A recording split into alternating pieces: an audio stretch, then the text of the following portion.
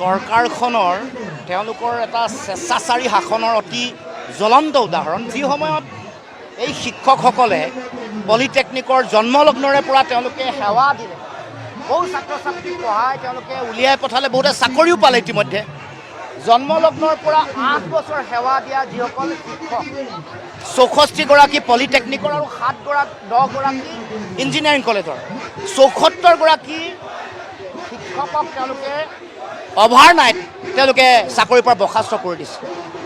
আৰু এই চাকৰি কৰি থকাৰ সময়ত তেওঁলোকৰ পৰা আণ্ডাৰটেকিং লৈছিল, বেলেগত চাকৰি তেওঁলোকে আবেদন কৰিব নোৱাৰিব, বেলেগ চাকৰি আবেদন কৰিব নোৱাৰিব, তেওঁলোকে আণ্ডাৰটেকিং দিলে। চাকৰিত তেওঁলোকে আৰম্ভণিৰ পৰা সেই যিসমূহ পলিটেকনিক আছে সেইবোৰ তেওঁলোকে আগবঢ়াই দিলে। ঘৰ নথকা, চাল নথকা, টিং নথকা অৱস্থাৰ পৰা ছাত্ৰ ছাত্ৰীসকলক পঢ়ালে। তেতিয়া কেৱল মাত্ৰ ৰেগুলাৰ যদি আছিলে, যিসমূহ কলেজ তাৰ অধ্যক্ষ, তেওঁলোকে সেই সময়ৰ পৰা অতি মেধাসম্পন্ন যিসকল ছাত্ৰ ছাত্ৰী আছে তেওঁলোকে যোগ্যতাৰ বলত এটা ডিউ প্ৰচেছৰ মাজত তেওঁলোকে আহিলে আৰু যোৱা 8 বছৰত কেৱল মাত্ৰ 25,000 টকাকৈ দি তেওঁলোকৰ পৰা সেৱাটো ল'লে। 8 বছৰত 11খন পলিটেকনিকত কিমান যে ল'ৰা ছোৱালী ওলাই গ'ল তাৰ কোনো হিচাপ নাই। কিন্তু তাৰ পাছত স্বেচ্ছাচাৰী শাসকে, ৰজা যেতিয়া মানে অহংকাৰত মত্ত হয়, কোনো হিতাহিত জ্ঞান হেৰুৱাই, আমাৰ শিক্ষকসকলকো এনেকৈ তেওঁলোকে হঠাৎ ৰাতিৰ ভিতৰতে তেওঁলোকে খেদি দিবৰ কাৰণে সিদ্ধান্ত গ্ৰহণ কৰিলে। এইটো কোনো কাৰণতে গণতান্ত্ৰিক নহয়। তেওঁলোকক যিটো ব্যাখ্যা দি থকা হৈছে, এটা বেলেগ কেছৰ দোহাই দি APSC ৰিলেটেড 2020 চনৰ এটা কেছক লৈ এই ব্যাখ্যাটো ভুল ব্যাখ্যা কৰি তেওঁলোকক দোষী সজাব খোজা হৈছে। তেওঁলোকে 19 চনত এটা কেছ আগবঢ়াইছিল তেওঁলোকৰ চাকৰি নিয়মীয়াকৰণ কৰিবৰ কাৰণে। কিন্তু এতিয়া যেতিয়া ব্যাখ্যা দিয়ে 2020 চনৰ কেছৰ ভাৰ্ডিক্টৰ ওপৰত ভিত্তি কৰি তেওঁলোকক দোষী সজায়, বেলেগ এটা কেছক তেওঁলোকক দোষী সজায়, তেওঁলোকক এই যিটো তেওঁলোকক বৰ্খাস্ত কৰিছে এই কথা তেওঁলোকে উল্লেখ কৰে।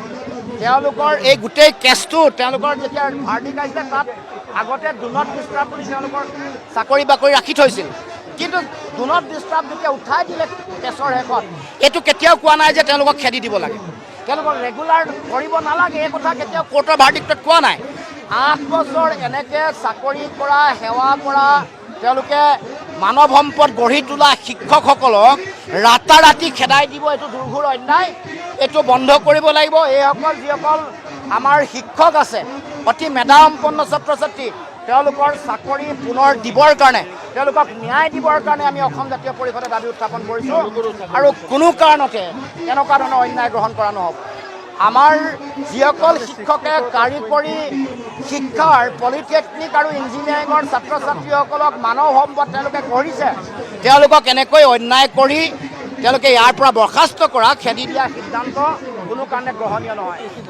তেওঁলোকে যি লজিকে নিদিয়ক লাগিলে, এইটো অতি অমানৱীয়। এইটো কোনো ধৰণৰ নীতি নিৰ্দেশনা নমনাকৈ তেওঁলোকে এই কাম কৰিছে। ইমান 8 বছৰীয়া সেৱাক উলংঘা কৰি, উপেক্ষা কৰি এই সিদ্ধান্ত। গতিকে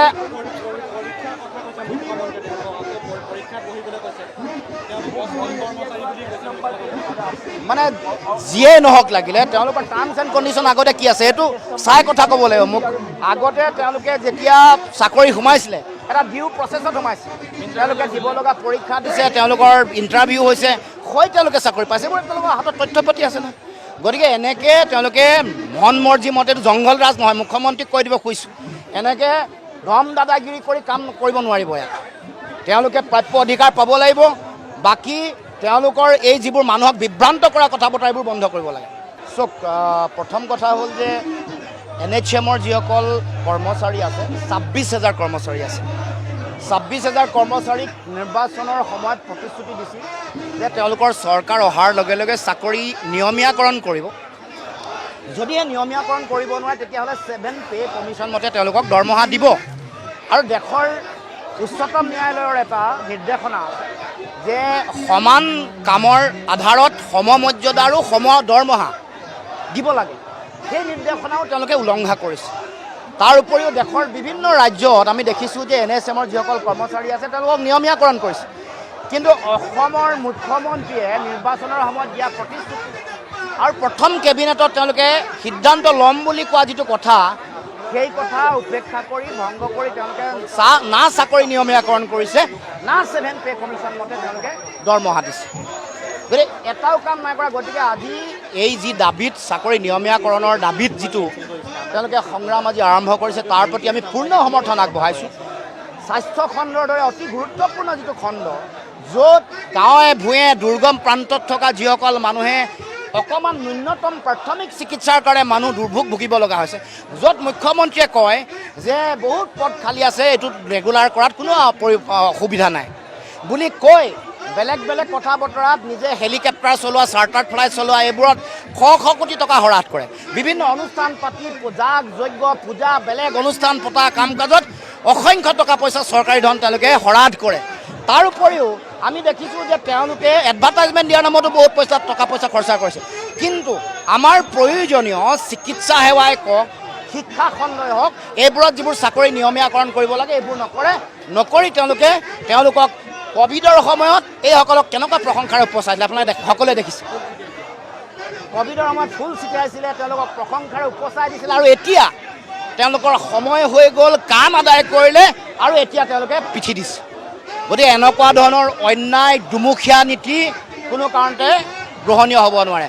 ভোট কিনিবৰ কাৰণে টকা পইচা ব্যৱহাৰ কৰিব আৰু আমাৰ শিক্ষক হওক, আমাৰ চিকিৎসক হওক, কৰ্মচাৰী হওক, সেইসকলক চাকৰি নিয়মীয়া নকৰিব, এইটো গ্ৰহণীয় নহয়। গতিকে এনেকুৱা দুমুখীয়া অগণতান্ত্ৰিক নীতি পৰিহাৰ কৰিবৰ কাৰণে অসমৰ মুখ্যমন্ত্ৰীক মই দাবী কৰিছোঁ।